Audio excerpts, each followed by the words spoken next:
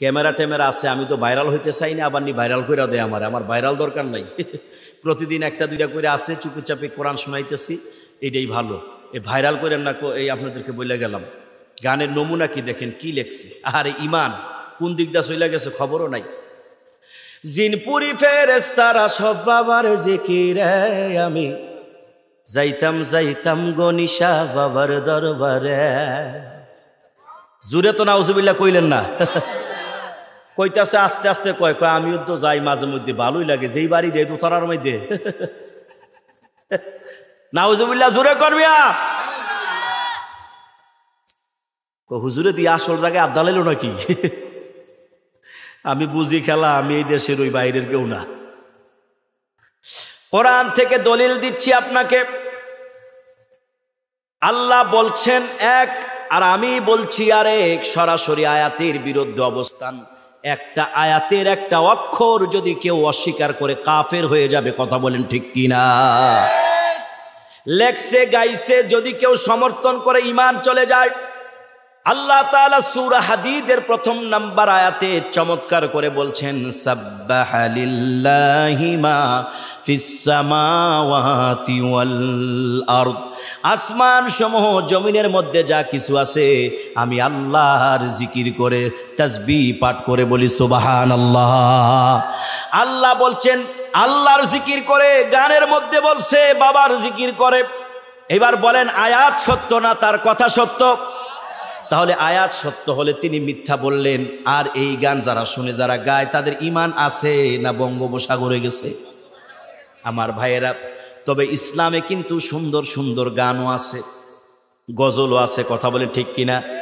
আরে শুধু তাই নয়, নবী সাল্লাল্লাহু আলাইহি ওয়াসাল্লামের কবি হযরতে হাসান বিন সাবিত রাদিয়াল্লাহু তাআলা আনহুর ব্যাপারে অনেকগুলো হাদিস পর্যন্ত এসেছে। আম্মা জানা আয়েশা থেকে খুব ভালো করে সেগুলো পড়েছি আমি একদিন। আমি সেদিকে যাব না। নবীর প্রেমে যদি কবিতা লেখে কেউ গায়, ওইটারও মর্যাদা আছে, মূল্য আছে। কারণ আমার নবী দামি, তার সাথে সম্পর্ক জোড়াইলে ব্যক্তিও দামি হয়ে যাবে। কথা বলেন ঠিক কিনা? আমি ছোটবেলা কোরআনের প্রতিযোগিতায় ফার্স্ট হয়ে একটা কিতাব পেয়েছিলাম। বইটির নাম হচ্ছে স্বপ্নে নবী সাল্লাল্লাহু আলাইহি ওয়াসাল্লামের সাক্ষাৎ। স্বপ্নে যদি নবীর সাথে কারো উম্মতের সাক্ষাৎ হয়ে যায়, তার জন্য আল্লাহর জান্নাত ওয়াজিব হয়ে যায়। এই জন্য এক পাগল কান্দে, আল্লাহ কতবার মদিনায় আসলাম গেলাম, তোমার সাক্ষাৎ পাইলাম না। মদিনায় 1000 বার গিয়েও তোমায় পাই কিনা জানি না। তবে তুমি যদি শয়নে স্বপনে একবার আমার কাছে এসো, তো আমার জন্য জান্নাত ওয়াজিব হয়ে যায়। আব্দুর রহমান জামি রাহমাতুল্লাহি আলাইহি নবী সাল্লাল্লাহু আলাইহি ওয়াসাল্লামের শানে কয়েকটা নাতে রাসূল কবিতা লিখেছে, নবীজির প্রশংসা লিখেছে। মক্কা থেকে উমরা করে মদিনার উদ্দেশ্যে রওনা হবে। পাগল হয়ে গেছে, বেচায় আনচান মন, কখন নবীজির রওজায় গিয়া দাঁড়াবে। চিল্লায় পড়েন আল্লাহু আকবার। অনেকেই ফিডাফিডি করে আর বলতে চাই অমুক দল নবীর আশেক না, তো তুমি কেমন আশেক? নবীর আশেক কে কত বেশি তোমাকে তো পাল্লা দেয় নাই ওজন করতে। বিচারের সময় দেখা যাবে কবর হাসর মিজান ফুলসেরাতে কে কয় নাম্বার আশেক। কথা বলেন ঠিক কিনা? এটা তো দাবি করার বিষয় না। প্রেম তো হৃদয় থেকে হৃদয়ে হয়। কথা বলেন ঠিক কিনা? আমার বন্ধুগণ, আমার ভাইয়ারা, কয়েকটা নাতে রাসূল লিখেছে। কত আশেক নবীর প্রেমে। আহারে কি বলবো, নিজের ইতিহাস থেকে যদি একটু বলি। 2008 সনে আমি একটা অ্যালবাম লিখেছি, তুমি আল্লাহ মহান। ওই জায়গায় 2টা নাতে রাসূল ছিল। একজন হজে যাচ্ছে, আমি বললাম ভাই ক্যাসেটের পৃষ্ঠায় 2টা গান বাংলায় লেখা আছে, আমি আমার নবীর শানে লিখেছি। তুমি রওজার সামনে গিয়ে আমার নবীর সামনে একটু পাঠ করে আমার সালাম দিও। বিশ্বাস করেন কিভাবে কেমনে কি কয়েক বছরের ভিতরে আল্লাহর নবী যেন আমার স্বয়ং দাওয়াত দিলেন। সুবহানাল্লাহ। স্বয়ং দাওয়াত দিলেন ব্যাখ্যা মানে এই প্রেমটা যেন আল্লাহ কবুল করলেন, আমাকে মদিনায় যাওয়ার তৌফিক দিয়ে দিয়েছেন। সুবহানাল্লাহ। তো অনেকে বুঝাইতে চায় আমাদের নাকি প্রেম নাই। শুনেন, দারুল উলুম দেওবন্দের প্রতিষ্ঠাতা হুজ্জাতুল ইসলাম কাসেম নানুতুবি রাহমাতুল্লাহ আলাই, মদিনা থেকে কোনো এক মুরিদ আশেক এসে এক জোড়া জুতা উপহার দিয়েছে। হুজুর, এই যে ধরেন একটা জোড়া জুতা আপনার আমি ভালোবাসা দিলাম, একটু পরেন হুজুর। তো আপনি আমার একটা হাদিয়া রুমাল দিলেন, দেখলেন আমি পরলে পরের দিন যদি সকালে পইরে আসে আপনার মনটা ভালো হয়ে যাবে, বড় হয়ে যাবে, যে ভালো লাগলো হুজুর আমার দেওয়াটা পরছে। কথা বলে ঠিক কিনা? তো আশেক জুতা দিছে প্রতিবেশী, কিন্তু হুজুরে দেখে কয়েকদিন চলে গেল, পরে না। একদিন জিজ্ঞাসা করলো, হুজুর আমি এত আশেক আপনার মহাব্বত করে এক জোড়া জুতা আইনা দিলাম, আমি বারবার তাকায়া থাকি আপনি এগুলো পইরা বের হন কিনা, যদি পরে বের হতেন আমার খুব ভালো লাগতো, তৃপ্তি পেতাম। হুজ্জাতুল ইসলাম কাসেম নানুতুবি রাহমাতুল্লাহ আলাই বলেন, বাবারে তুমি আমারে যেই জুতা এনে দিয়েছো, ওই জুতার রংটা, উপরের যে কাপড়টা ওই কাপড়টা তো সবুজ কাপড়ের, জুতাটা তো সবুজ কাপড়ের জুতা হয়ে গেছে। আমার নবীজির গম্বুজ তো সবুজ মিনার, আমার নবীজির রওজার মিনার গম্বুজ সবুজ, আর আমার জুতা পায়ে পরবে আমার রসুলের রংটাও যদি সবুজ রং, এটা জুতাটা আমি কিভাবে পরি? তাই জুতাটার কাপড়টা ছিঁড়ে খুলে খুলে দর্জিরে দিয়া টুপি বানাইয়া ওই সবুজ মিম্বারের কালারের সাথে যেই জুতার কাগজ কাপড়টা ছিল ওটা আমি আমার মাথার টুপি বানিয়ে নিয়েছি। কথা বলতে হবে নবীর শানে, কথা বলে ঠিক কিনা? হ্যাঁ, আল্লাহ নিজে মর্যাদা দিয়ে কথা বলে। আমি অক্টোবরে ওমরাতে ছিলাম, 2 মাস কারাগারে যখন ছিলাম চিন্তায় ছিলাম যদি এবার মুক্তি পাই নবীর রওজার সামনে গিয়ে একটু দাঁড়াবো, আল্লাহ একটু ব্যবস্থা করে দেন, ভাল লাগতেছে না। নবীজির রওজায় যখন আমি যাই, আল্লাহ আমাকে এ পর্যন্ত 4 বার নিয়েছেন। প্রত্যেকটা বার যখন গেট দিয়ে ঢুকি, সালাম আর দুরুদের পাশাপাশি কাজী নজরুলের লেখা একটা গজল খুব গাই আমি। আমার বন্ধুরা, আমার ভাইয়েরা, এমন কোনো মানুষ নাই নবীজির রওজার সামনে গেলে পাগল হয়ে যায় না। এরকম অনেক বিন্দেশি সহ নিজের দেশের মানুষকে দেখেছি, যদি পারত বুকটা ছিঁড়া কলিজাটা নবীর কাছে রেখে আসতো। আমরা আজকে মুখে মুখে আশেক অনেক হয়ে গেছি, সত্যিকার অর্থে কাজে কিন্তু আশেক না। কথা বলেন ঠিক কিনা?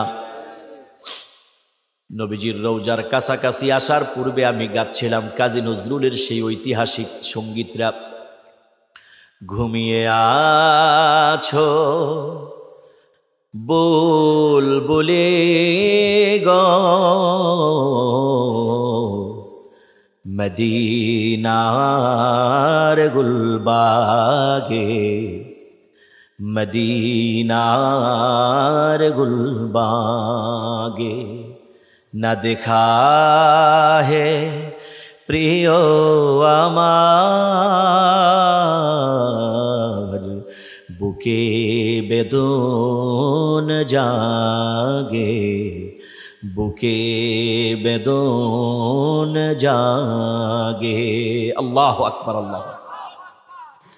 তো এইবার যখন আমি নবী সাল্লাল্লাহু আলাইহি ওয়াসাল্লামের রওজার সামনে দাঁড়াইছি, মনে চাচ্ছে যে বুকটা ফাটায় একটা চিৎকার দিই। অনেকবারই গেছি, এরকম নজর হয়তো পড়ে নাই। হঠাৎ কেন জানে আমার চোখটা একটু রওজার উপরে গেছে। সেখানে আয়াতে কারিমা লেখা আছে, সূরা হুজুরাতের 2 নং আয়াত,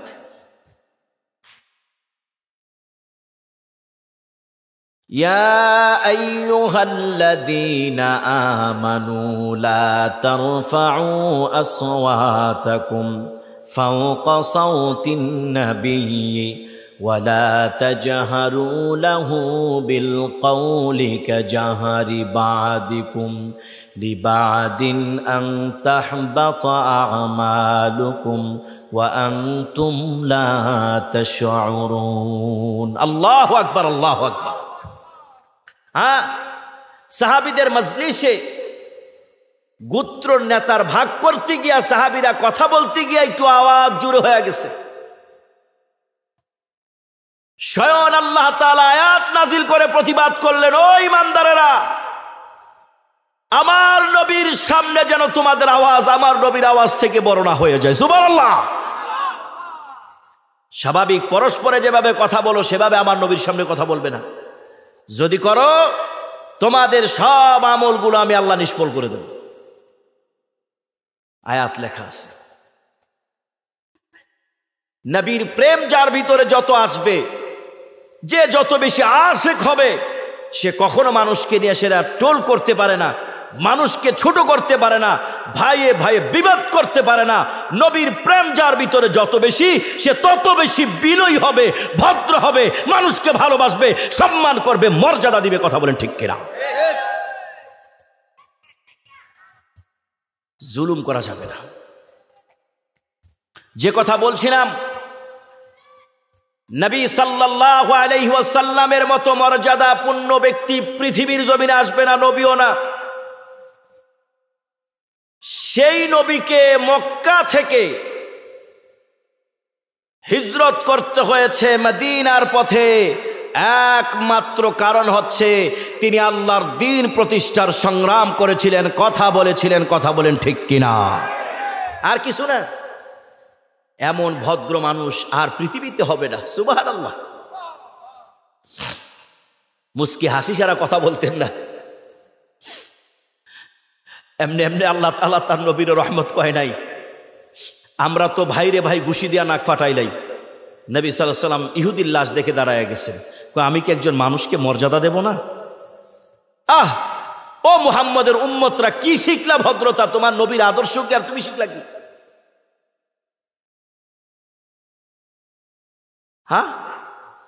রাসূল সাল্লাল্লাহু আলাইহি ওয়াসাল্লামের 8 বছরের খাদেম হযরত আনাস বলেন, আমার নবী সাল্লাল্লাহু আলাইহি ওয়াসাল্লাম কোনো দিন আমাকে শাসন করেন নাই, এমন ধমক দেন নাই। নবী সাল্লাল্লাহু আলাইহি ওয়াসাল্লামের মিষ্টি চোখের ভাষা, মুস্কি হাসি আমার জন্য সবচেয়ে উন্নত মানের শাসন ছিল। সুবহানাল্লাহ। আমরা আজকে কোন পাগল হইলাম, কোন দিকে ঘুরলাম? এত সহজ আশিকে রাসূল, এত সহজ দাবি করা। যতটা সহজ বাস্তবে ততটা সহজ নয়। হযরতে ফাতেমাতুজ জোহরা রাদিয়াল্লাহু তাআলা আনহা বলেন, বাবা, আরবের মানুষগুলো তোমারে পাগল বলে কেন? তোমারে মারতে চাই কেন? নবী সাল্লাল্লাহু আলাইহি ওয়াসাল্লাম বলেন, মারে আমার কোনো দোষ নাই, অপরাধ একটাই। কি অপরাধ? ইয়া আইয়ুহান নাসু কুলু লা ইলাহা ইল্লাল্লাহু তুফলিহু। আল্লাহর নবী বলেন, ও মানব সকল, যদি সফল হতে চাও, কামিয়াবি হতে চাও, পড়ে নাও লা ইলাহা ইল্লাল্লাহ। সুবহানাল্লাহ পড়ুন, সুবহানাল্লাহ। একটাই অপরাধ। আমি মানুষকে তাওহীদের পক্ষে, ইসলামের পক্ষে, আমি মানুষকে তাওহীদের পক্ষে ডাকি। বড় আফসোস, মুসলমান নবীর উম্মত দাবি করি, আজকে তাওহীদকে ভুলে গিয়ে শিরকের সাথে সম্পর্ক কায়েম করছি, শিরক করতেছি, আল্লাহর সাথে অংশীদারিত্ব বানাচ্ছি, নবীর ইসলামকে ভুলুণ্ঠিত করে দিচ্ছি, আর নিজেদের মন গড়া মতো ইসলাম বানাচ্ছি, ইসলামের অপব্যাখ্যা করতেছি, ইসলামের নামে অনইসলামিক কাজকে ধর্মের কাজ বানাচ্ছি। এর চাইতে বড় গর্হিত অপরাধপূর্ণ কাজ আর কিছুই হতে পারে না। কথা বলেন ঠিক কিনা? রাগ করবেন না, আমি ইসলাম থেকে, কোরআন থেকে কথা বলছি, কারো পক্ষে বিপক্ষে না। আফসোস লাগে, গান বাজনা আর আজকে ইসলাম বানাইছে। একদল আছে না নাই? জোরে বলেন, আছে না নাই? গান বাজনারে বলে ইসলাম। কেমনে বানাইলেন? কিভাবে সম্ভব? কোরআন হাদিস দলিল একটু রাখলাম কিছু সময়ের জন্য, শুধু একটা দলিল দেখান। সাহাবা আজমাইন, তাবেঈন, তাবে তাবেঈন, কেউ গান বাজনার মতো একতারা দুতারা বাজায় ইসলাম প্রচার করছে, একটা দলিল দেখান। আমার চাইতে ভালো কে গাইতে পারবে এই দেশে? অন্তত পক্ষে সিরিয়ালে থাকবো, একটু বুঝাইবার জন্য গাইছি কয়েক লাইন, কথা বলেন ঠিক কিনা? মুসলমান, আমি আপনার শত্রুরা, দুহাত বাড়িয়ে বুকে টেনে নিতে এসেছি। আমি আর তুমি একসাথে জান্নাতি হতে চাচ্ছি। হ্যাঁ, তোমার প্রতি আমার দরদ কেমন জানতে চাও? যদি আল্লাহ তাআলা কবুল করেন, সকলে জোরে সোরে পড়েন আমিন। যদি আল্লাহ তাআলা কবুল করেন, একসাথে জান্নাতের দরজায় এক লগে হয়ে গেছি আমরা। এই যে আজকের মাহফিল ফরদাবাদ, এখন জান্নাতের দরজায় গিয়ে আমার সাথে আপনাদের সাথে দেখা হয়ে গেছে। হুজুর কেমন আছেন? ভালো আছেননি? আর বাড়ি কই? ফরদাবাদ। তো মাশাআল্লাহ, আপনি তো জান্নাত হয়ে গেছেন গা। তো আমি একটু পিছে গেলাম, আপনি সামনে যান, আপনি আগে আল্লাহর জান্নাতে ঢুকেন। সুবহানাল্লাহ। এই ভালোবাসা নিয়ে কথা বলছি। তোমার সাথে কোনো বিরোধ নেই, তুমি আমার ভাই, তুমি মুসলিম। আমি জান্নাতে যাওয়ার জন্য কাজ করছি, তোমাকেও জান্নাতে নিতে চাচ্ছি। সত্যিকার অর্থে আমি তোমার সবচাইতে কাছের বন্ধু, যে তোমাকে আল্লাহর সাথে সম্পর্ক জোড়াই দিতে চাচ্ছে। জোরে বললেন না তো, ঠিক কিনা? গান কি বানাইছে আপনি দেখেন। আমি ছোট্ট করে বলছি, ছোটবেলা দেখতাম গাঙ্গের দিয়া, আমাদের নদী দিয়া, ছোট নদী দিয়া টলারের মধ্যে লান লিসাং লাগাইয়া গান বাজাইতে বাজাইতে যাচ্ছে, নাচতে নাচতে। কই কি লাগিয়া? কই বাবার দরবারে যাইতেছি, বরকত নিয়ে আসতে বিল্লাহ। গভীর মনোযোগ। আমরা কোনো অলি আউলিয়া আল্লাহ ওয়ালা আল্লাহর অলিদের বিরুদ্ধে নই, যেতেও পারি না, কারণ স্বয়ং আল্লাহ নিজেই তার আল্লাহর অলিদের পক্ষে। সুবহানাল্লাহ। বরঞ্চ আল্লাহ বলছেন, আমার অলি যারা, আমার বন্ধু যারা, তাদের বিরুদ্ধে যদি কেউ তোমরা ষড়যন্ত্র করো, আমি আল্লাহ তোমাদের বিরুদ্ধে যুদ্ধ ঘোষণা করলাম। কিন্তু অলির নাম দিয়া, পীরের নাম দিয়া, ইসলামের নাম দিয়ে যারা ভণ্ডামি করবে, তাকে ভণ্ড বলতেই হবে, যেটা ইসলাম অ্যাকসেপ্ট করে না, রসুলের তরিকা না। কথা বলে ঠিক কিনা? আপনারা প্রমাণ করছি আমি। আমরা শুনতাম গান বাজে, এর মধ্যে একটা গান একটু বলি। ক্যামেরা ট্যামেরা আছে, আমি তো ভাইরাল হইতে চাই না, আবার নি ভাইরাল করে দেয় আমার ভাইরাল দরকার নাই। প্রতিদিন একটা দুইটা করে আছে, চুপে চাপে কোরআন শোনাইতেছি, এটাই ভালো। এই ভাইরাল করেন না, এই আপনাদেরকে বলে গেলাম। গানের নমুনা কি দেখেন, কি লেখছে। আরে ইমান কোন দিক দা চলে গেছে খবরও নাই। জিনপুরি ফেরেশতারা সব বাবার জিকিরে, আমি যাইতাম গনিশা বাবার দরবারে। জুরে তো নাউজুবিল্লাহ কইলেন না? কইতাছে আস্তে আস্তে, কয় আমিও তো যাই মাঝে মধ্যে, ভালোই লাগে, যেই বাড়ি দেয় দোতলার মধ্যে। নাউজুবিল্লাহ জোরে করবিয়া। হুজুরে দিয়ে আসল জায়গায় আড্ডা লাইল নাকি? আমি বুঝি খেলা, আমি এই দেশের ওই বাইরের কেউ না। কোরআন থেকে দলিল দিচ্ছি আপনাকে। আল্লাহ বলছেন এক, আর আমি বলছি আরেক। সরাসরি আয়াতের বিরুদ্ধে অবস্থান। একটা আয়াতের একটা অক্ষর যদি কেউ অস্বীকার করে, কাফের হয়ে যাবে। কথা বলেন ঠিক কিনা? লেখছে গাইছে যদি কেউ সমর্থন করে, ঈমান চলে যায়।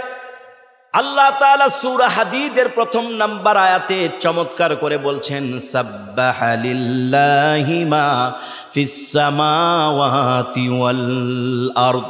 আসমান সমূহ জমিনের মধ্যে যা কিছু আছে, আমি আল্লাহর জিকির করে, তাসবিহ পাঠ করে বলি সুবহানাল্লাহ।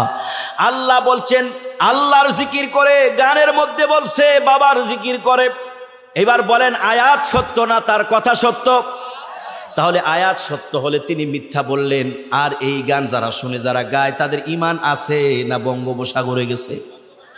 আমার ভাইয়েরা, তবে ইসলামে কিন্তু সুন্দর সুন্দর গানও আছে, গজলও আছে। কথা বলে ঠিক কিনা? আরে শুধু তাই নয়, নবী সাল্লাল্লাহু আলাইহি ওয়াসাল্লামের কবি হযরতে হাসান বিন সাবিত রাদিয়াল্লাহু তাআলা আনহুর ব্যাপারে অনেকগুলো হাদিস পর্যন্ত এসেছে। আম্মা জানা আয়েশা থেকে খুব ভালো করে সেগুলো পড়েছি আমি একদিন।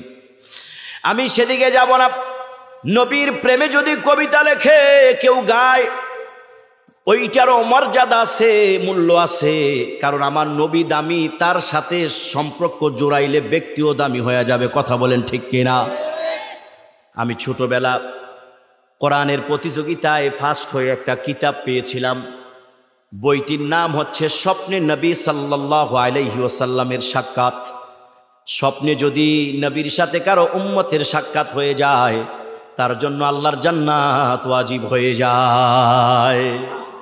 এই জন্য এক পাগল কান্দে, আল্লাহ কতবার মদিনায় আসলাম গেলাম, তোমার সাক্ষাৎ পাইলাম না। মদিনায় 1000 বার গিয়েও তোমায় পাই কিনা জানি না। তবে তুমি যদি শয়নে স্বপনে একবার আমার কাছে এসো, তো আমার জন্য জান্নাত ওয়াজিব হয়ে যায়।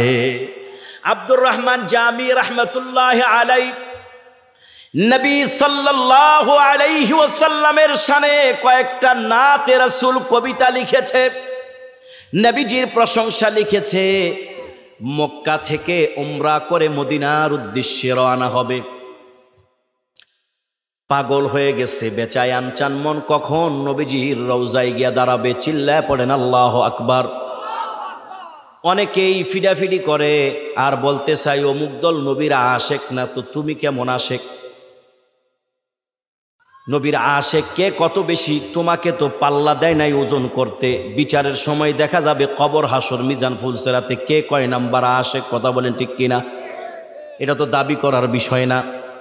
প্রেম তো হৃদয় থেকে হৃদয়ে হয়। কথা বলেন ঠিক কিনা? আমার বন্ধুগণ, আমার ভাইয়ারা, কয়েকটা নাতে রাসূল লিখেছে। কত আশেক নবীর প্রেমে। আহারে কি বলবো, নিজের ইতিহাস থেকে যদি একটু বলি, 2008 সনে আমি একটা অ্যালবাম লিখেছি, তুমি আল্লাহ মহান।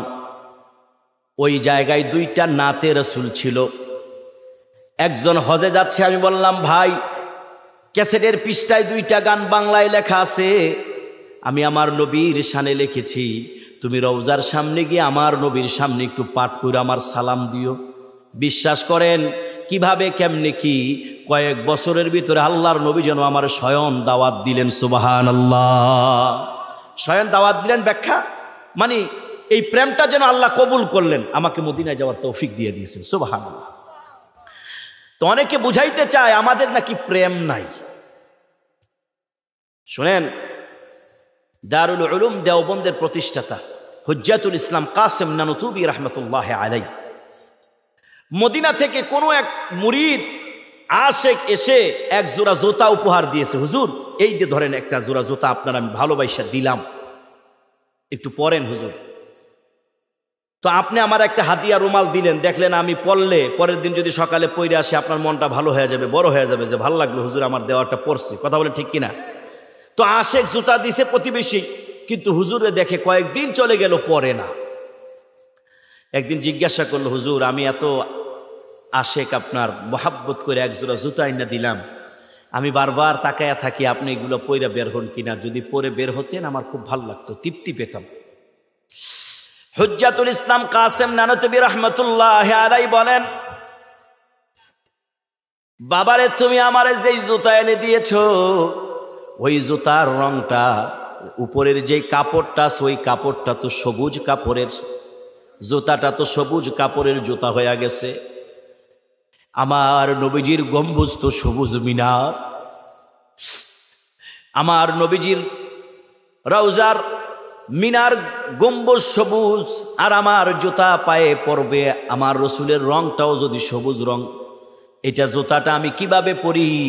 তাই জুতাটার কাপড়টা ছিঁড়ে খুলে খুলে দর্জিরে দিয়া টুপি বানাইয়া ওই সবুজ মিম্বারের কালারের সাথে যেই জুতার কাপড়টা ছিল ওটা আমি আমার মাথার টুপি বানিয়ে নিয়েছি। আমার ভাইয়ের, আমার বন্ধুরা, দাবি কইরা নয়, কাজ করে বুঝাইতে হবে। আর এটা আমার আপনার কাছে কারোর কাছে বুঝানোর কিছু নাই। সম্পর্ক হবে মদিনার সাথে, সম্পর্ক হবে আল্লাহর সাথে। কথা বলে ঠিক কিনা? আব্দুর রহমান জামি রহমতুল্লাহ আলাই নবীজির শানে কয়েকটা নাতে রাসূল কবিতা লিখেছেন, আর মনে মনে বলতেছেন আরে কবে আমি মদিনায় গিয়ে পৌঁছাবো আর আমার নবীর সামনে দাঁড়ায় দাঁড়ায় এগুলো পাঠ করে শোনাবো।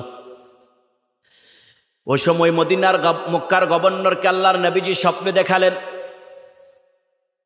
অমুক জায়গায় থাকে অমুক নাম, সে আমার কাছে আসতে চায়, তারে একটু আটকায়া দাও। আমার নবীজির লাশ ইহুদিরা চুরি করতে চাইছিলেন। নুরউদ্দিন জঙ্গি রহমতুল্লাহ আলাইকে আল্লাহর নবী স্বপ্নে তাদের চেহারা পর্যন্ত দেখায়া দিয়েছেন। সুবহানাল্লাহ। ওদিকে গেলাম না। আমার বন্ধুগণ, আমার ভাইয়েরা, স্বপ্নে যখন দেখলেন, সে সময়ের সে জায়গার গভর্নর গিয়া বাধা দিলেন, তুমি মক্কার দিকে রওনা, মদিনার দিকে রওনা হইও না। কিন্তু আশেক তো মাসুকের জ্বালায় প্রেমে জ্বলে জ্বলে অঙ্গার হয়ে যাচ্ছে, কে তারে বাধা দিয়া রাখতে পারে? কথা বলেন ঠিক কিনা? পরের দিন আবার রওনা হলেন, মদিনার দিকে যাবেন। বিশ্বাস করেন, মক্কা থেকে যদি মদিনার দিকে রওনা হয়, গাড়িগুলো যখন চলে, ও আমার ভাইয়ের, আমার বন্ধুরা, যখনই মদিনার দিকে প্রবেশ করে মানুষগুলো, তাদের কলিজা ঠান্ডা হয়ে যায়। বলি আল্লাহু আকবার। আমার বন্ধুগণ, আমার ভাইয়েরা, আব্দুর রহমান জামি রহমতুল্লাহ আলাই দ্বিতীয়বার যখন যাওয়ার চেষ্টা করলেন, ও আমার ভাইয়ের, আবার তাকে স্বপ্ন দেখালেন। এবার তিনি গিয়ে একটু কঠোরতা করলেন, একটু জিকির করেন, লা ইলাহা। এই কায়ুম মিয়াজি আসছে, একটু ধরেন তো, কোনটা গিয়ে আগায় নিয়ে আসেন। প্রধান বক্তা নিয়ে আসছে, চলে আসছে। মাশাআল্লাহ, মাশাআল্লাহ। একটু জিকির করেন, লা ইলাহা ইল্লাল্লাহ, লা ইলাহা ইল্লাল্লাহ, লা ইলাহা ইল্লাল্লাহু মুহাম্মাদুর রাসূলুল্লাহ সাল্লাল্লাহু আলাইহি ওয়াসাল্লাম। জোরে সুরে পড়েন আল্লাহু আকবার, পড়েন আলহামদুলিল্লাহ। যে কথা আবার তিনি রওনা হলেন মদিনার পথে। স্বপ্নে দেখানো হলো, এইবার নবী সাল্লাল্লাহু আলাইহি ওয়াসাল্লাম আরেকবার স্বপ্ন দেখায়া বললেন, সে তো খারাপ লোক নয়, খারাপ মানুষ নয়, বাধা দিও না, খারাপ আচরণ করো না। সে কয়েকটা নাতে রাসূল লিখেছে, যেগুলো আমার রওজার সামনে এসে গাইলে পড়ে আমার হাত মোবারক বের করে দেওয়া লাগতে পারে। সুবহানাল্লাহ। আমার বন্ধুরা, আমার ভাইয়েরা, যে কথা বলছিলাম, নবী সাল্লাল্লাহু আলাইহি ওয়াসাল্লামকে আল্লাহ তাআলা বলছেন, হে আমার নবী, তিনি আল্লাহ যিনি সত্য দিন সহকার হিদায়াত সহ তার নবীকে পাঠিয়েছেন, তিনি যেন সকল দিনের উপরে ইসলামকে বিজয় করে দেন। সাক্ষী হিসাবে আল্লাহ নিজেই যথেষ্ট। আমার ভাইয়েরা, পরবর্তী আয়াতে আল্লাহ বলছেন, মুহাম্মাদুর রাসূলুল্লাহ, আর তিনি হলেন আল্লাহর নবী, আল্লাহর রাসূল। এই সূরা ফাতার মধ্যে মক্কা বিজয়ের ইতিহাস আল্লাহ রাব্বুল আলামিন তুলে ধরলেন। নবী সাল্লাল্লাহু আলাইহি ওয়াসাল্লাম স্বপ্নে দেখলেন উমরা করতে যাচ্ছেন, সাহাবীদেরকে নিয়ে রওনা হলেন। বর্তমান সময়ের জেদ্দার পাশে হুদাইবিয়া নামক জায়গার মধ্যে আমার নবী সাল্লাল্লাহু আলাইহি ওয়াসাল্লামকে কাফেররা, মুশরিকরা আটকায়া দিলেন। 10টা সন্ধি চুক্তি হয়েছে। আমি সেদিকে যাব না, শুধু আমার নবীজির মর্যাদার কথাটা একটু আপনাদের সামনে তুলে ধরতে চাই। নবী সাল্লাল্লাহু আলাইহি ওয়াসাল্লামের সাথে চুক্তি হলো, এবার উমরা নয়, আগামী বছর হবে। চুক্তিগুলো করে যান, বাস্তবায়ন করতে হবে। ওই জায়গাতে সাহাবীরা যখন লিখতে গেলেন, লিখলেন মুহাম্মাদুর রাসূলুল্লাহ। আল্লাহু আকবার, আল্লাহু আকবার। কাফেররা বলতেছে, এই মুহাম্মাদুর রাসূলুল্লাহ যদি মানি, তাহলে আমাদের দ্বন্দ্বই তো থাকে না। এখানে মুহাম্মাদুর রাসূলুল্লাহ কেটে দাও, মুহাম্মদ ইবনে আব্দুল্লাহ লেখো। সাহাবীরা বললেন যে না, এটা করতে পারবো না, সম্ভব নয়। নবী বললেন, আমাকে দেখিয়ে দাও, আমি নিজে কাটবো। আল্লাহ বলছেন, ও আমার নবী, কাফেরেরা চায় আপনার নাম মুছে দিবে, আর আমি আল্লাহ এমন জায়গায় আপনার নাম তুলে দিলাম, কিয়ামত পর্যন্ত মানুষটা তিলাওয়াত করবে, পাঠ করবে। চিল্লায়া পড়েন আল্লাহু আকবার। যখনই আমি এই মাদ্রাসায় কোরআনের তিলাওয়াত হয়, এই সূরা ফাতার শেষ আয়াত 29 নং আয়াতে কারীমার মধ্যে যখন আমরা আসি, পৌঁছে যাই, কলিজা ভরে যায়। মুহাম্মাদুর রাসূলুল্লাহ, চিল্লায়া পড়েন আল্লাহু আকবার। আয়াতের পরবর্তী অংশের দুইটি বক্তব্য আল্লাহ তাআলা তার হাবিবের সাহাবীদের প্রশংসা করছেন। দেখেন কত সুন্দর কথা, কোনো ভেজাল নাই, কোনো দ্বন্দ্বেরও দরকার নাই। যদি সত্যিকার অর্থে মুমিন হতে চাই, আমাদের সাহাবীরা আমাদের জন্য অনুকরণীয়, কথা বলেন ঠিক কিনা? আল্লাহ তাআলা কোরআনে বলছেন, ফাইন আমানু বিমিসলি মা আমানতুম বিহি ফাকাদ ইহতাদাউ। তোমাদের ঈমান যদি হয় তাদের ঈমানের মতো, অর্থাৎ সাহাবীদের ঈমানের মতো, আমার ভাইয়ের আল্লাহ রাব্বুল আলামিন প্রিয় নবী সাল্লাল্লাহু আলাইহি ওয়াসাল্লামের সাহাবীদের প্রশংসা করছেন। ওয়াল্লাযীনা মাআহু আশিদ্দাউ আলাল কুফফারি রুহামাউ বাইনাহুম তারাহুম রুকআন সুজ্জাদান ইয়াবতাগুনা ফাদলাম মিনাল্লাহি ওয়া রিদওয়ানা। আল্লাহু আকবার, আল্লাহু আকবার। আল্লাহ তাআলা বলেন, যারা নবী সাল্লাল্লাহু আলাইহি ওয়াসাল্লামের সঙ্গী সহচর সাহাবী, তাদের ভিতরে কয়েকটা গুণ, এই গুণগুলো নিয়ে আল্লাহ তাআলা কোরআনে আলোচনা করছেন। নাম্বার 1, তারা কাফেরদের জন্য কঠোর, মুমিনের জন্য সহজ। সুবহানাল্লাহ বলবেন না?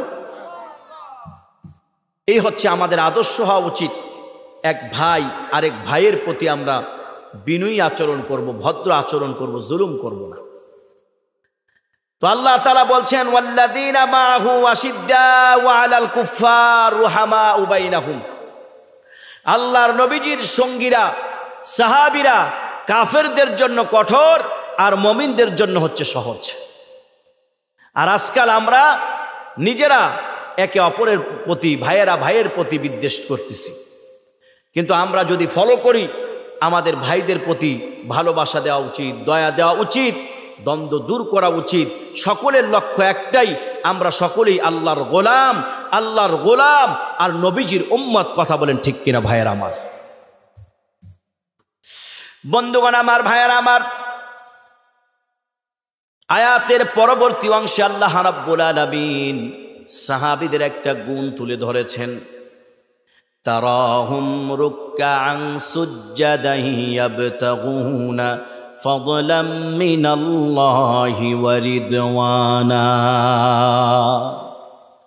তারা রুকু করে, সেজদা করে আল্লাহর অনুগ্রহ পাওয়ার জন্য। সুবহানাল্লাহ পড়বেন না? তারা নামাজ পড়ে অনুগ্রহ পাওয়ার জন্য, তারা রুকুকারী, সেজদাকারী, তারা বিনয়ী, তারা যেন আল্লাহর অনুগ্রহ পায়। তার মানে বোঝা গেল, আল্লাহর অনুগ্রহ পেতে হলে আমাদেরকে 5 ওয়াক্ত নামাজ, সালাত আদায় করতে হবে। কথা বলেন ঠিক কিনা ভাইরা আমার? দুঃখ, একটা সময় এই সমাজের মধ্যে, আপনার আমার বাড়ির মধ্যে, ঘরের মধ্যে ফজরের নামাজের পরে কোরআনের তিলাওয়াত হতো। মা বোনেরা খুব সুললিত কণ্ঠে, অন্তত পক্ষে হাজারো ব্যস্ততার মাঝেও সূরা ইয়াসিন তিলাওয়াত করতো। কথা বলে ঠিক কিনা? এখন কি সেই তিলাওয়াত আছে? আগের মতো নাই। কোরআনের তিলাওয়াত প্রত্যেকটি ঘরে ঘরে ছিল। 5 ওয়াক্ত নামাজ, এই যে আমাদের সম্মানিত মুরব্বীরা এখানে বসে আছেন, তারা এগুলো আরো ভালো বলতে পারবেন। তাদের দাদিরা যখন এই এলাকায় রাস্তায় বের হতো, এভাবে করে ঘোমটা দিয়ে বের হতো, কোনো পুরুষ দেখলে রাস্তায় সঙ্গে সঙ্গে নেমে যেত। এই ছিল এক সময়ের চরিত্র, এক সময়ের চিত্র। আর আজকাল আস্তে আস্তে আমাদের মধ্য থেকে ইসলামী আকীদাগুলো, আমলগুলো দূরে সরে যাচ্ছে। বিশেষত মুসলিম যারা আমরা ইমানদার, ইমানের দাবি করি, ভাইয়ের আমার, 5 ওয়াক্ত নামাজের বিকল্প নাই। মুমিন যদি দাবি করি, অবশ্যই আমাদেরকে আল্লাহর সাথে সম্পর্ক গভীর করতে হলে 5 ওয়াক্ত নামাজ লাগবে। কথা বলেন ঠিক কিনা ভাইয়ের আমার? কিন্তু আজকে দেখেন, আবার আমরা যারা নামাজ পড়ি, নামাজ যারা আদায় করি, অধিকাংশ মানুষ দেহের নামাজ পড়ি, মনের নামাজ নয়। কিছু বলবেন? কিছু বলবেন? আচ্ছা, আমাদের প্রধান বক্তা মনে হয়ে এসেছে না? চলে আসছে। সকলে একবার পড়েন আলহামদুলিল্লাহ, আরো জোরে বলেন আলহামদুলিল্লাহ।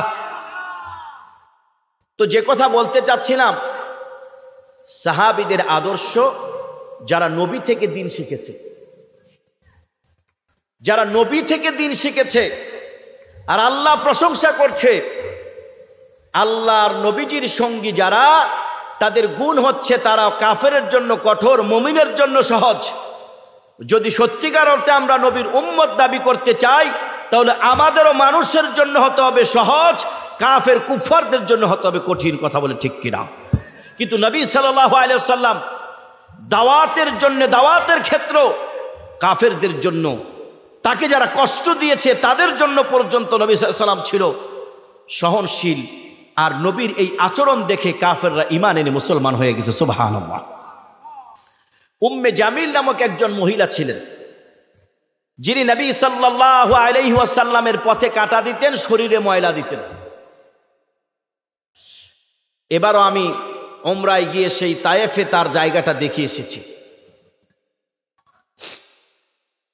হঠাৎ অসুস্থ হয়ে গেলেন, প্রচন্ড জ্বর এসেছে।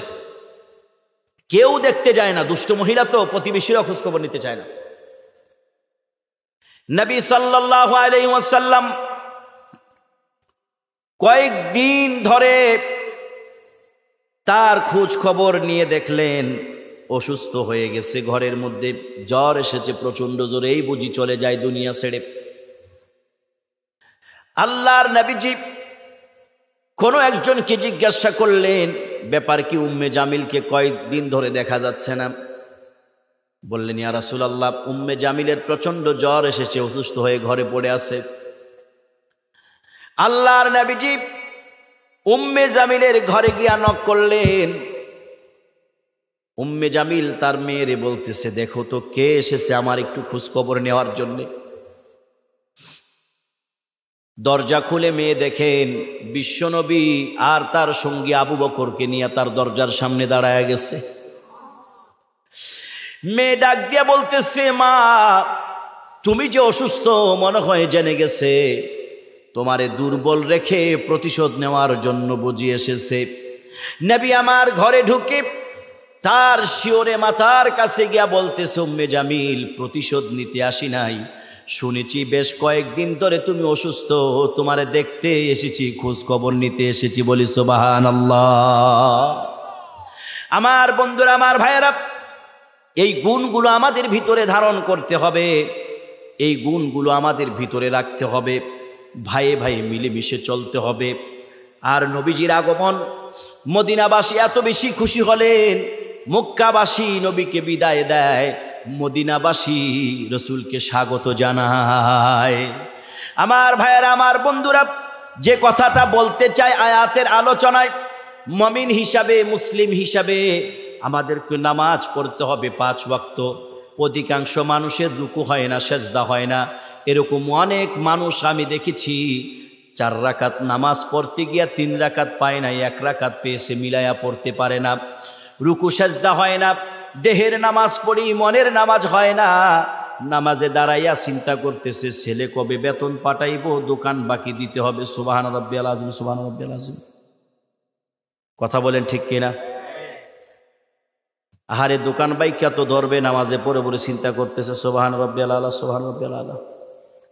গত কয়েক মাস আগে আমি এক আত্মীয়র বাড়িতে গেছি, তো আমার দাদু লাগে, তো আগের দিনের মানুষ, সহজ সরল মানুষ, তো মনে করছে আমি গর্তে বের হইয়া জায়গা নাকি, তাইলে আবার আর আমার পাবে না। তো নামাজ থেকেই কইতাছে, তুই থাক, আমি নামাজটা শেষ করে কথা আছে। তো এই হচ্ছে আজকে আমাদের সলাতের অবস্থা। বড় আফসোস লাগে, মুসলমানের সন্তান দাবি করে আমাদের ঘরে নামাজ নাই। কথা বলেন ঠিক কিনা? মুসলমানের সন্তান, আপনার মেয়ে 22 বছর বয়স, বাসায় ঘুমাচ্ছে, জন্মের ঘুম ঘুমায় ফজরের রক্তে, আর আপনি নিজে নামাজ পড়ে কোরআন পড়তেছেন, আপনার মেয়ে পড়ে না, আপনার সন্তান পড়ে না। আল্লাহর কাছে জবাব দিতে হবে। এই সন্তানকে উঠান, নামাজের কথা বলেন, কোরআনের কথা বলেন, ইসলামকে মানার কথা বলেন। যদি এখন কঠোরতা করেন, একদিন যখন আপনি থাকবেন না, তখন তারা নামাজ পড়ে, ইবাদত করে, কোরআন পড়ে আপনার জন্য দোয়া করবে যেন আল্লাহ আপনার কবরকে শান্তির করে দেয়। কথা বলেন ঠিক কিনা? এই জন্য আমার ভাইয়ের, আমার বন্ধুরা, বিনয়ের সাথে বলছি, নবীর প্রেমকে হৃদয়ে জাগ্রত করুন, সুন্নাহ অনুযায়ী জীবন গড়ুন, এক ভাই আরেক ভাইয়ের প্রতি সহনশীল হন, 5 ওয়াক্ত নামাজ পড়ুন, দিনদারি অর্জন করুন। এর মধ্যেই আমাদের জন্য কল্যাণ রয়েছে, শান্তি রয়েছে। কথা বলেন ঠিক কিনা ভাইয়ের আমার? করবো তো ইনশাআল্লাহ তাআলা, করবো তো ইনশাআল্লাহ তাআলা। আল্লাহ যেন আমাদের তৌফিক দান করেন। সকলে পড়ি আমিন। আরো জুড়ে বলেন আমিন। নবী সাল্লাল্লাহু আলাইহি ওয়াসাল্লামের একটা হাদিস আমি আপনাদেরকে শোনাচ্ছি। নামাজের ব্যাপারে আল্লাহ নবীজি কত সুন্দর সুসংবাদ দিয়ে গেছেন আমাদেরকে। আন আবি হুরায়রা রাদিয়াল্লাহু তাআলা আন আরাআইতুম লাউ আন্না নাহারান বিবাবি আহাদিকুম ইয়াগতাসিলু ফীহি কুল্লা ইয়াউমিন খামসান হাল ইয়াবকি মিন দারনিহি শাইউন ক্বালু লা ইয়াবকি মিন দারনিহি শাই قال فذلك مثل الصلاة الخمس يمحو الله بهن الخطايا। হযরত আবু হুরায়রা রাদিয়াল্লাহু তাআলা আনহু থেকে বর্ণিত, নবী সাল্লাল্লাহু আলাইহি ওয়াসাল্লাম বলেন, আমার উম্মতেরা শোনো, সাহাবীদেরকে বলছো, সাহাবীরা, তোমাদের কারো বাড়ির সামনে যদি প্রবাহমান একটা নহর থাকে আর ওই জায়গায় যদি প্রতিদিন কেউ 5 বার গোসল করে, তার শরীরে ময়লা থাকতে পারে কি? সাহাবীরা বললেন, ইয়া রাসূলুল্লাহ, না, একবার গোসল করলেই তো ময়লা থাকে না। কথা বলেন ঠিক কিনা? আল্লাহর নবী বলেন, 5 ওয়াক্ত নামাজের উদাহরণ হলো এই, আমার যে উম্মত সুন্দর করে অজু করে, অজু সুন্দর করতে হবে। কথা বলেন ঠিক কিনা? ওই দিন চট্টগ্রাম মাহফিলে যাচ্ছিলাম, আসরের নামাজের বিরতি নিলাম। আমার পূর্বে একজন অজু করতেছে, মধ্যবয়সী হবেন, সিরিয়ালে দাঁড়ায় আছি, দেখলাম অজু করতে গিয়ে কোনোই ভিজে না। আমাদের অনেকের এরকমও আছে, অজুটাও ভালো করে পারি না। কথা বলেন ঠিক কিনা? বললাম, বাবা, এভাবে অজুটা করেন। যারা নাকি সুন্দর করে অজু করে, আল্লাহর সন্তুষ্টির জন্য 5 ওয়াক্ত নামাজ আদায় করে, আল্লাহ নবী বলেন ওই উম্মতের আমল নামায় সগীরা গুনাহগুলো ঝরে পড়ে যায়। আমার ভাইয়েরা, আমার বন্ধুরা, যদি সত্যিকার অর্থে সুন্দর একটা পরিবার চান, ব্যক্তি জীবন সুন্দর চান, ইসলামকে মানতে হবে, ইসলাম অনুযায়ী আমল করতে হবে। এর বাহিরে গিয়া কখনো শান্তি, কখনো কল্যাণ আমাদের জন্য হতে পারে না। যে কথা বলতে চাই ভাইয়েরা আমার, বন্ধুগণ আমার, অতি কষ্ট করে এই জমিনে সাহাবা আজমাইন এবং নবী রাসূলগণ দ্বীনকে প্রতিষ্ঠা করেছে। এই জন্য আমরা সকলে মিলে চেষ্টা করব দ্বীনের উপরে, ইসলামের উপরে বেশি বেশি করে আমল করতে। এই নামাজের ফায়দা কি? নবী সাল্লাল্লাহু আলাইহি ওয়াসাল্লামের একজন সাহাবী হযরত রাবিয়া রাদিয়াল্লাহু তাআলা আল্লাহর নবীজিকে তাহাজ্জুদের ওয়াক্তে মিসওয়াক আগায়া দেন, ওযুর পানি পর্যন্ত আগায়া দেন। আল্লাহর নবীজি তার উপরে সন্তুষ্ট হয়ে বললেন, রবিয়া, তুমি আমার কাছে কি চাও আমি তোমাকে তাই দেব। সুবহানাল্লাহ। আল্লাহর নবীজি, সাহাবী বললেন, ইয়া রাসূলুল্লাহ, আমার যদি চাইতে হয় আপনার কাছে, আমার চাওয়া হচ্ছে, আপনি তো ভিভিআইপি, আল্লাহর সম্মানিত মেহমান, আপনার জান্নাত তো ভিভিআইপি হবে। ওগো আল্লাহর নবীজি, আমি চাই যেন জান্নাতেও আপনার খেদমত করতে পারি। সুবহানাল্লাহ। আল্লাহর নবীজি বললেন, রাবিয়া রে, এই যদি হয় তোমার মনের তামান্না, তাহলে একটা কাজ করো, আমার একটু উপকার করো। একটা কাজ করে কি? বলে, বেশি বেশি রুকু করো, সেজদা করো, অর্থাৎ সালাত আদায় করো। আমার ভাইয়েরা, আমার বন্ধুরা, সর্বশেষ একটা কথাই আমি বলে যাই, সর্বশেষ একটা কথাই বলে যাই, আমার আপনার মৃত্যুর পর তামাম পৃথিবী বিক্রি করে যদি খাওয়ানো হয় মানুষদেরকে, ততটুকু সওয়াব হবে কিনা জানি না, ফায়দা হবে কিনা। যতটুকু ফায়দা হবে দুনিয়ায় বেঁচে থাকা অবস্থায় আল্লাহরে সেজদা করা। আল্লাহকে সেজদার দাম অনেক বেশি। হুজুর আসলে এখন কি রেখে দেবো? আমার কাছে মনে হয় হুজুর আসলে অনেক লোক আছে, এরা বসবে, বসার পরে হেঁটে দিয়ে আধা ঘন্টা কালেকশন করে দেবো। এখন কালেকশন করলে লোকগুলো নাই তো, এটা বলে আমি বললে দেবো করে দেবো। হ্যাঁ, স্টেজে নিয়ে এসে সকলে পড়েন আলহামদুলিল্লাহ। আল্লাহ তাআলা কবুল করুক। আমাদের যিনি প্রধান আলোচক, আমার ভাই বন্ধু আব্দুল কাইয়ুম মিয়াজি চলে এসেছেন। মাহফিল কমিটিরও চিন্তা ভাবনা যে বেশি রাত করবে না, অল্পতেই ছেড়ে দিবে। তো কিছুক্ষণের মধ্যেই আমার ভাই আব্দুল কাইয়ুম মিয়াজি আলোচনা করবেন।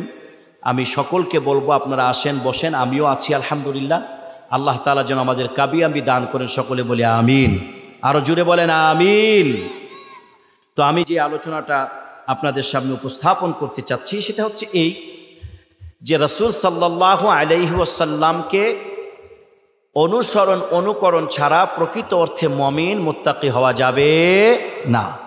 তো আমি আল্লাহর নবীজির সিরাত, সুরত, সাহাবীদের ব্যাপারে যে প্রশংসা আল্লাহ তাআলা করেছেন সেই বিষয়গুলো আমি আপনাদের সামনে তুলে ধরেছি। সর্বশেষ যে বক্তব্যটা আমি রাখতে চাই যে সত্যিকার অর্থে যদি মুমিন মুত্তাকি হতে চাই আমাদেরকে নবী সাল্লাল্লাহু আলাইহি ওয়াসাল্লামের আদর্শ মানতে হবে, 5 ওয়াক্ত নামাজ পড়তে হবে, ইসলামের নামে অনইসলামিক কাজ আমাদের ছাড়তে হবে। কথা বলেন ঠিক কিনা? আরো জোরে বলেন ঠিক কিনা? আল্লাহ রাব্বুল আলামিন আমাদেরকে বেশি বেশি আমল করার তৌফিক দান করেন। আমি একটি সঙ্গীত আপনাদেরকে শুনিয়ে বিদায় নিচ্ছি। এর মধ্যেই প্রধান আলোচক চলে আসবেন, প্রধান বক্তা, এবং পাগড়ি প্রদান হবে। আপনারা সবাই বসেন। আল্লাহ আমাদেরকে ফায়দা দান করেন, সকলে পড়ি আমিন। মনটা যদি হইতো পুবাল হাওয়া, হইতো যদি শোভরা কবুতর, মনটা যদি হইতো পুবাল হাওয়া, হইতো যদি শোভরা কবুতর, মেঘের ডানায় পাঠিয়ে দিতাম, মেঘের ডানায় পাঠিয়ে দিতাম মদিনারি পথে, যেথায় আমার প্রিয় নবী ঘুমায় নিরন্তর, যেথায় আমার প্রিয় নবী ঘুমায় নিরন্তর।